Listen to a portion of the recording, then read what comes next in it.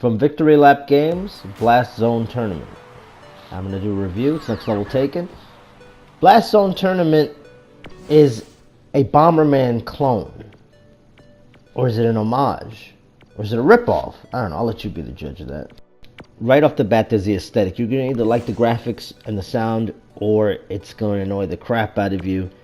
Either way, the rewards are kind of lame. There's different things you can unlock, and there's different shirts and things and caps and skins. There's loot boxes that they've added in a recent patch, which I'm not too happy about. Predatory loot boxes where you don't know what you're going to unlock. That's just lame. This is multiplayer mayhem, or it should be. It's also a single player element to this, we'll get to later. There's 32 players that can play. Good luck finding 31 other people to play with. Good luck finding one, at least on the PlayStation anyway. This is also available on Steam, and it's also on Switch. It was an early access title on Steam, and free to play. This would be perfect if this was free to play, but it's not. It's $19.99, and I really don't know if anything about this title is worth $19.99. Bomberman is fun, and this has its moments, and I'm sure it's a loads more fun with real people. But the multiplayer matches that you see, this is AI bots that I'm playing against. There's team-based matches, there's free-for-all, which is kind of like what it sounds, every man for themselves. In these type of matches here, what's cool is once you die, you're not out completely. You can get your way back in. You can throw C4, and if you hit somebody, you get to come back, which is kind of cool. And again, this might be a fun party game if you got friends to play with local couch co-op. The graphics are nothing to write home about. The music is forgettable. It's not the worst experience, but it's definitely not the best either. Your AI teammates can be brain dead at times. That's to be expected. Again, this game is probably loads more fun, and I would give the game a higher score if I was playing with real people online. I could actually find real matches. There's loading and wait times. There's even party mode that you can get a party together, but no one seems to be playing the game. There's online leaderboards, and there are names up there. There's not many on the PlayStation side, but still, again, no one's playing the game. There's no reviews, there's no communities, there's nothing going on. Which is it's dead on arrival. Now, this is arguably the best mode in the entire thing. It's Bomberman meets Fortnite, basically. And it's 32 people, it's a free-for-all, and again, it'd be great if I was playing with real people, but this is the AI, and some of the things they do are kind of silly. It does get kind of chaotic and frenetic. It's kind of hard to tell sometimes what's going on because the camera's so pushed back, at least at first. The graphics, again, it's serviceable. It's average at best. It's nothing to write home about. Nothing memorable, but not the worst. The maps are okay for what they are. It's clearly heavily inspired by Bomberman.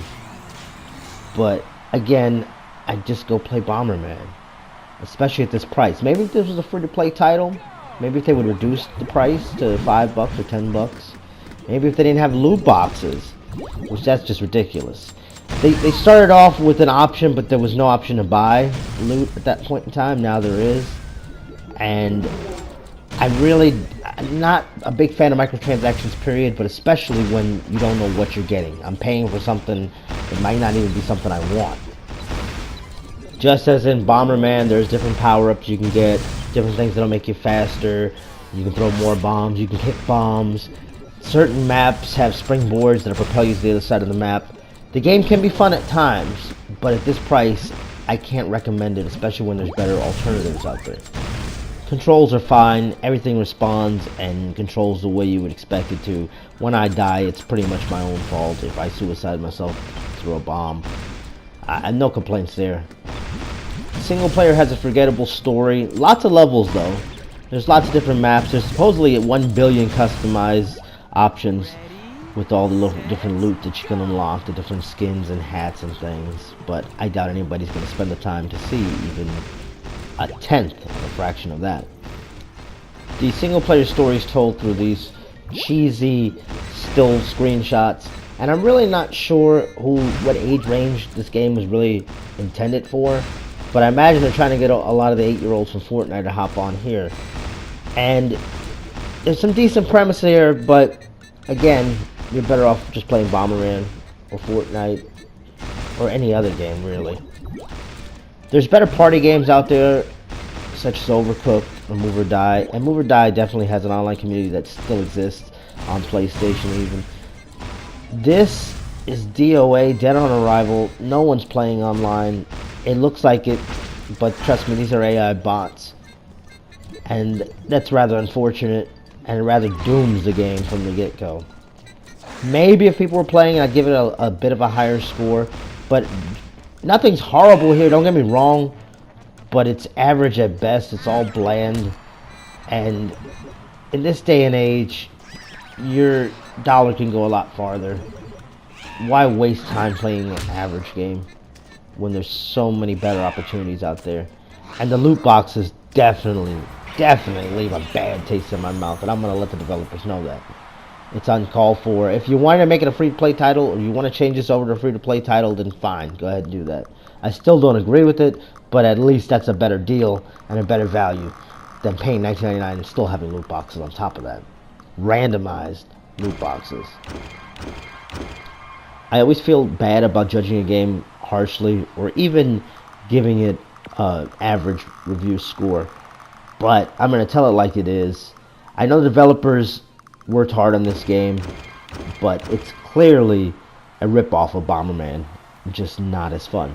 And there's so many better party games I can recommend that you play, even games that are average but still better than this, such as Marooned, that's on PS4 and Xbox One. Again, Move or Die, which is a fantastic game and has an online community that's actually playing. And Overcooked, Bomberman itself, some of the old Bomberman Super Nintendo titles, or TurboGrafx titles, or even some of the newer Bomberman titles that aren't that great, but they're better than this. Fortnite. There's a million better games and better options for you out there. Now, a review code was provided to me by the publisher, but that in no way affects my review score, as you can tell. I've included some maps and some gameplay so you can make the decision for yourself. Don't just go by what I'm saying. But I give Blast Zone Tournament a 5 out of 10. Average. Not the worst. Doesn't make it the worst game in the history of gaming. By no means. 5 is average. 7 is a good title. 10 is the cream of the crop, the best of the best. I've yet to give a 10 review score to any game. And I don't know if I ever will, because nothing's perfect, or close to it. With that said, thank you for watching. Don't forget to like, share, and subscribe. Follow for more.